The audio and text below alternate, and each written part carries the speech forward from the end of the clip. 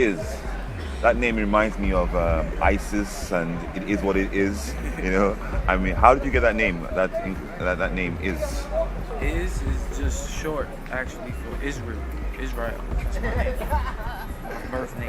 What does that mean to you, having that name? Israel? Yeah. I mean, from my understanding or not or whatever study of it, that's the name that was given to Prophet Jacob after he wrestled with the angels. So it's like he was like, thank you. He wrestled with give me a second. He wrestled with God, or he who struggles with God.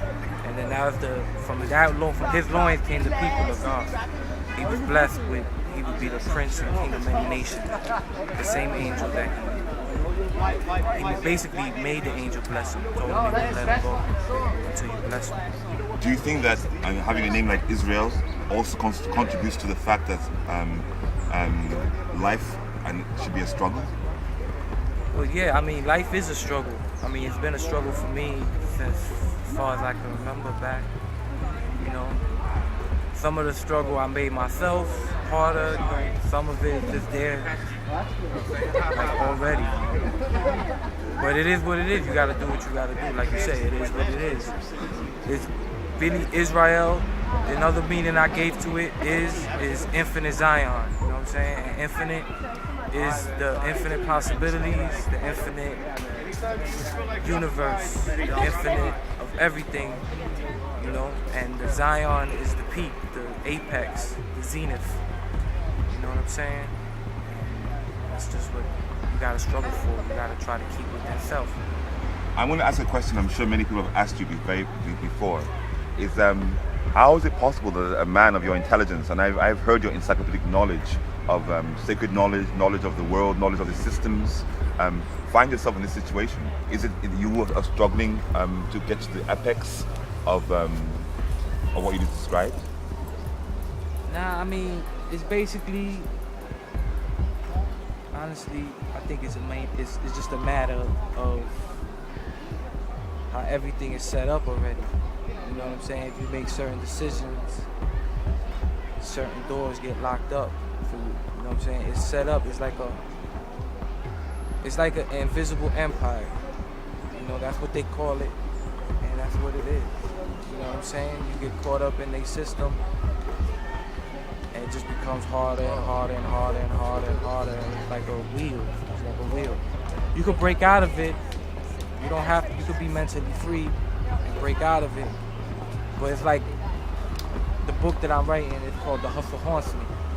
The hustle what? The hustle haunts me. You know what I'm saying? And it's like no matter how far you find yourself out of it, it haunts you. You know? It's like it becomes part of you. You know? You're part of what you experience. What your experience makes you up. It's hard to let go of that experience and go on to something else that you don't know, especially when those people looking at you like, no.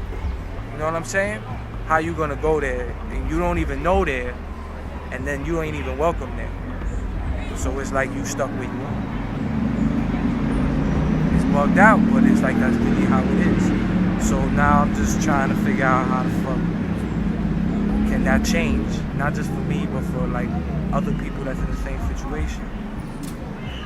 And like the only thing that keeps coming back is struggle, to the point of like I be thinking some like blood gotta get spilled, like some real bad shit gotta happen, and it'd be like hurting like that. Is that what it's gonna take before shit get better? Is it gonna take for like fucking revolution in the streets, fucking urban warfare and all this shit? You know, they got all this shit in place, like they fucking manipulating it to take place. They want it to take place. They got the fucking answers to what's gonna take place. It's like got protocol for shit that we ain't even thinking about, but they already making it happen with their little manipulations and shit. It's just crazy. If you had to now addressing the president, what would you like to say to the president? What I would say to the president, honestly, is I feel you.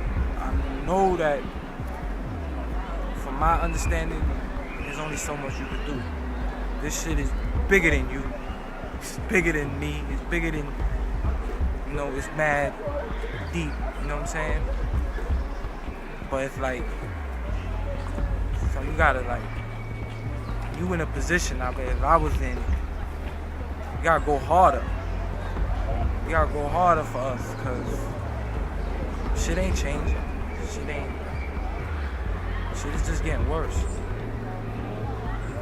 So it's like, I don't know what you could do. You know what I'm saying? I guess maybe that's what you're trying to figure out. I don't know, but you gotta do something, because this shit is getting bad quick. You know what I'm saying? Your eyes look very haunted. Is it based also, what have you seen in this park, in this reality you've been living, that made your eyes so haunted? I mean, I did altogether 13 years of my life away in New York State, DFY, prison systems and shit. So I've been living on the streets, basically, away from mother and father since I was 18, sometimes in my place, sometimes in someone else's place, sometimes in the street, sometimes wherever, you know what I'm saying? So I've seen some shit. A lot of poverty, a lot of just like cold-blooded stuff, violence, you name it, It's just a sad world that I live in. I mean, what can I do? I just gotta move on, right? But you're writing a book. I mean, so you have, within all this despair, you're seeing some hope. Yeah, I mean, I guess the hope is in your voice. You hope that, the word, right? It says, whatever. You hope that maybe your words will make something or help build something, I just hope my words can inspire somebody to do what I can't do. It's like a stepping. Maybe from my experience, someone will learn. Maybe they'll identify and know they're not alone. If you had one phrase or one word to the president to sum up everything you've experienced as is, it is what it is, what would you say? What would that be? What phrase would that be? President?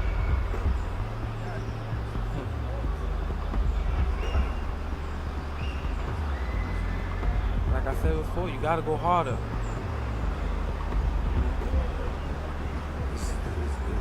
I gotta go harder. We gotta go harder. You gotta go harder.